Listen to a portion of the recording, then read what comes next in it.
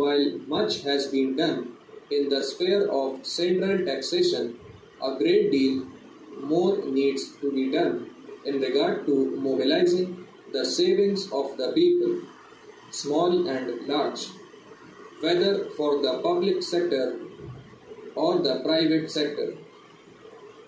Honorable members will appreciate that the large increase in borrowing from the banks by private business indicates that the problem of finding non-inflationary finance for development is not peculiar to the public sector alone. It is often said by critics of the public sector that the public sector is able to fight what might be called great inflationary threat to finance or the money that is created. But today, the position is that much of the improvement that has taken place in the private sector and that is taking place today is dependent on bank credit or credit from financial institutions. Therefore, the cry that government are the major contributories in regard to inflation by spending in the public sector would not be correct. But I do not say that that in itself is wrong because it means some development.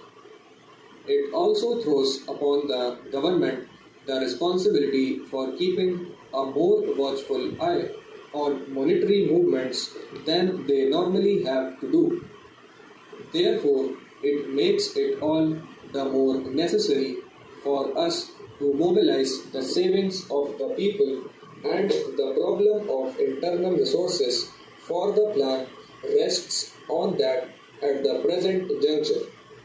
My colleague speaking yesterday spoke about small savings, so that I will content myself with impressing once again on honorable members the organizational and other efforts that we must make to promote savings if internal resources are yet to be avoided from becoming a bottleneck in our plan implementation.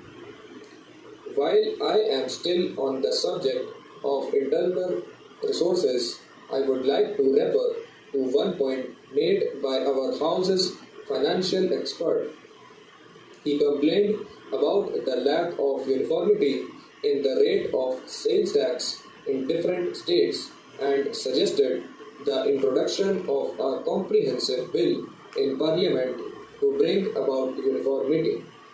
The first point to remember in this context is that taxation of sales or purchases inside a state is a state subject, while that sales or purchases in the course of interstate trade is a union subject.